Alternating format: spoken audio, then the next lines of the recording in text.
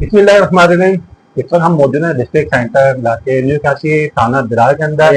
आरिफ शाह साहब माशाल्लाह इनको तरक्की मिल गई है।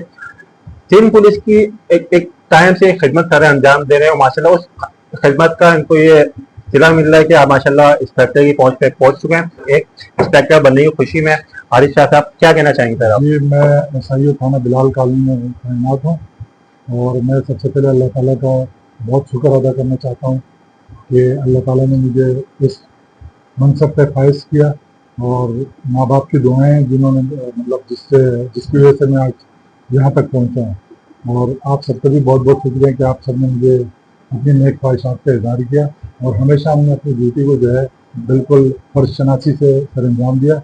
और हमारी पूरी कोशिश है कि आवाम को ज़्यादा से ज़्यादा फैसिलिटेट कर सकें, उनको इंसाफ की फरहमी को मुमकिन बना सकें और मुलजिमान जितने भी मुजरिम हैं उनको उनके कैफर किरदार तक पहुँचा सकें।